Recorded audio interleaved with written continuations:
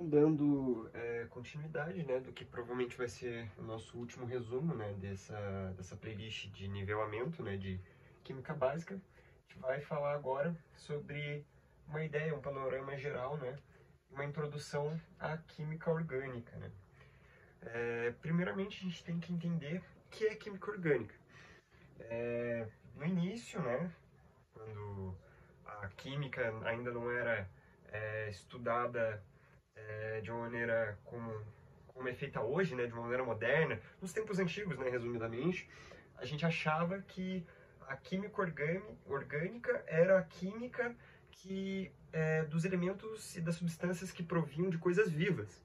E aí você tinha a química convencional, né, que seriam das coisas que não eram vivas, das rochas, dos minerais e tudo mais. Mas essa ideia foi mudando com o tempo, né, e a gente acabou tendo uma nova definição do que seria a química orgânica, a partir do momento que a gente conseguiu fazer a síntese de uma substância que a gente só conhecia vir de seres vivos, né? Que foi a síntese de ureia. A gente conseguiu sintetizar ela no laboratório e a gente sabia que ureia só existia em seres vivos. Então, a partir do momento que a gente conseguiu sintetizar sem um ser vivo, ali tudo mudou, né? Aí a gente viu que os elementos e a química orgânica, né, os elementos orgânicos, as substâncias orgânicas, elas não provêm necessariamente de coisas vivas. Mas o nome ficou como orgânico, e a definição que a gente tem hoje, que é a parte da química que estuda os compostos de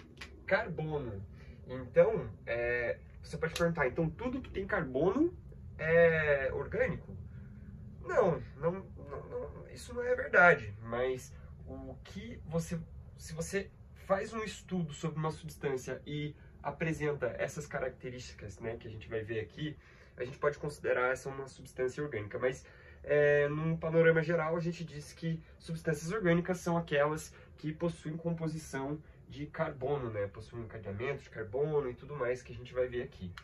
Só lembrando que a gente vai tratar só dos conceitos bem básicos mesmo. No canal aqui eu tenho uma playlist de química orgânica que vai tratar bem mais a fundo, né, essas ideias, né, que eu apresentei de como foi descoberta, a história da química orgânica e tudo mais, mas o ponto aqui é só realmente ser uma introdução ao carbono, né, basicamente.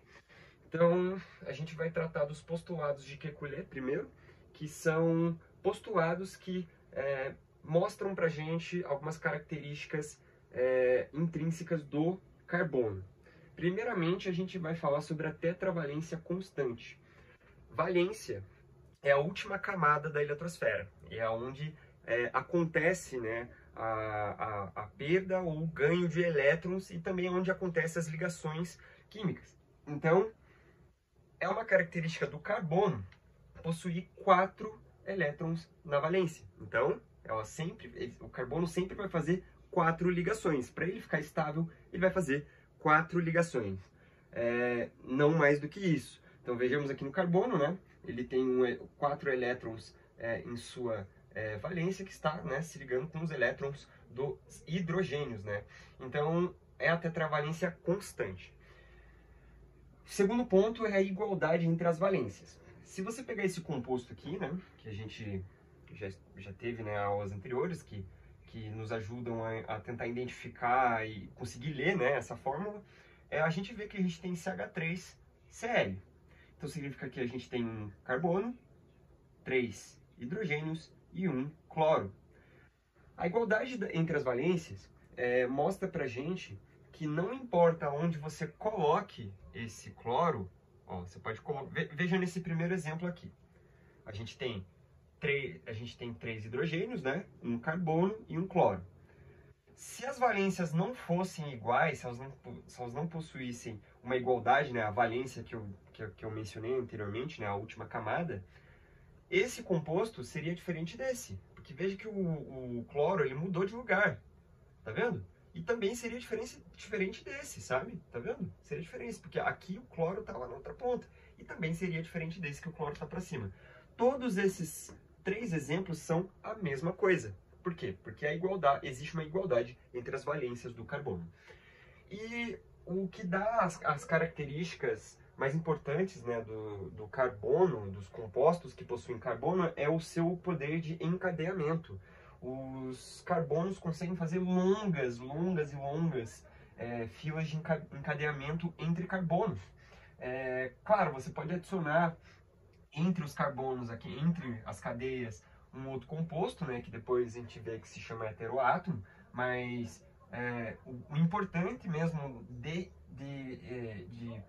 o importante do encadeamento é justamente conseguir criar moléculas maiores. E isso, no caso, é muito importante, né, para a criação de proteínas, para a criação de compostos que possuem uma rigidez grande, é um átomo muito estável. Então, por isso que o encadeamento é muito importante como característica do carbono.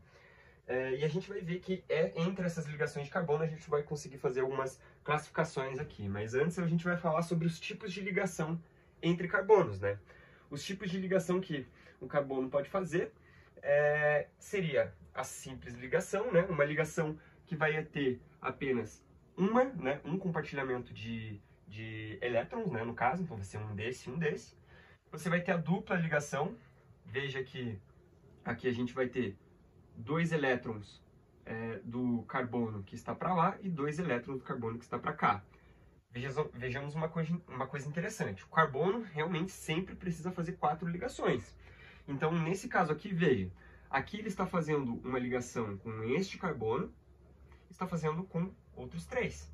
A partir do momento que eu faço uma dupla ligação com outro carbono, veja que o número de hidrogênios cai, né? Porque você está fazendo aquela ligação que estava livre, né? Desse carbono para lá, e a ligação que estava livre para cá você preencheu com hidrogênio. Mas nesse caso aqui você tem uma valência a menos, né, disponível. Então aqui você vai diminuir o número de hidrogênios disponíveis para ligar nesse carbono. E aqui também é o terceiro caso, né, que é a tripla ligação, né, que vai acontecer um compartilhamento de 3, né, elétrons de cada valência de cada carbono. Então, como você tem 3 ligações aqui, ele só pode fazer até 4, né? Então, a gente vai ter só um hidrogênio para cada lado. Aqui está representado um pouco errado, né? Porque é ligado com carbono, né? Não com hidrogênio.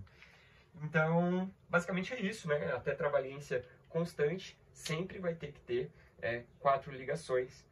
E também pode ser uma ligação simples, uma ligação dupla ou uma ligação tripla.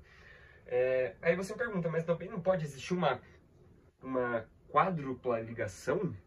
Não poderia existir isso daqui, por exemplo? 1, 2, 3, 4. Olha, o papel aceita tudo, só que isso daqui não é possível, isso não acontece naturalmente. Então a gente nem representa isso, porque naturalmente, por uma questão de angulação e tudo mais, isso não vai acontecer. Então a gente só vai até a tripla mesmo, o resto a gente completa com outros componentes, né, com outros elementos. Se tratando de classificação de carbonos, a classificação de carbono, para você definir se ele é um carbono primário, secundário, terciário ou quaternário, né, que são as definições, você precisa olhar para as ligações entre carbonos. Então não vai contar uma ligação que esteja com outro elemento. Então a gente vai ver aqui que o que importa é a ligação entre carbonos. Eu vou dar um exemplo de carbono primário. Ó, vamos fazer vamos escrever aqui um encadeamento, né? Ó, um encadeamento simples, né, de 4 carbonos que possuem 4 ligações. Que eles vão fazer 4 ligações, né? Aqui a gente poderia representar com hidrogênios, mas só por questão didática eu não vou colocar. O que seria o carbono primário? O carbono primário vai ser o carbono que só vai fazer ligação com um outro carbono. Então vejamos esse carbono aqui, ele só está fazendo uma ligação com esse carbono aqui. Esse carbono aqui, ele só está fazendo uma ligação com esse carbono aqui. Então ele só está se ligado com um carbono. Então os carbonos primários dessa estrutura aqui são esse e são esse. Tá vendo? Então esses são os carbonos primários. Aí você me pergunta, então os carbonos secundários, né, que seria esse exemplo aqui, seriam os que estão ligados a 2 carbonos. Exatamente. Quais são esses carbonos nessa molécula aqui que são os carbonos secundários. Vejamos, esse carbono aqui está ligado com um carbono aqui e um carbono aqui, então ele é secundário. Está fazendo duas ligações entre carbonos. E esse aqui também, ó, está fazendo uma ligação com aquele carbono primário e está fazendo uma ligação com esse carbono secundário. Então ele é um carbono secundário. Para o exemplo de carbono terciário, eu vou escrever novamente aqui uma outra estrutura, né? Vou escrever outra estrutura e vejamos o seguinte. A gente vai pegar essa estrutura aqui.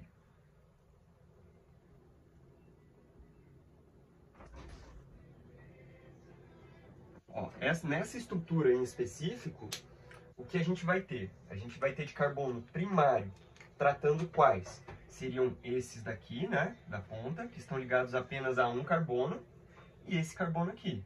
Ele está ligado apenas a um carbono. Agora veja esse carbono aqui do meio. Esse carbono aqui do meio, ele está ligado a um carbono, outro carbono e outro carbono, ligado a 3 carbonos. Então ele é um carbono terciário.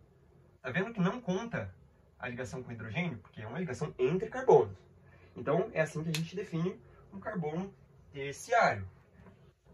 Agora, o carbono quaternário vai ser o que você realmente estaria esperando. Ele está ligado com 4 carbonos. As 4 ligações dele estão, né, ligadas a outros 4 carbonos.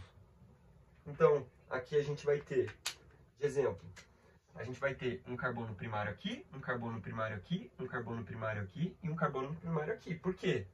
Porque eles estão ligados só a um carbono. Agora, esse do meio aqui está ligado a 4. E isso define ele como um carbono quaternário. Essas classificações são importantes quando você está fazendo a nomenclatura, né, de compostos orgânicos, né, de compostos que possuem, né, esse encadeamento de carbonos. É muito importante esse tipo de classificação. A nomenclatura em si eu não vou tratar nessa playlist, porque tem uma playlist já que vai mostrar exatamente como você vai fazer o passo a passo, né, para fazer essas nomenclaturas e tudo mais. Mas basicamente por aqui seria apenas isso, né? É assim que a gente vai então encerrar essa playlist de Química Básica.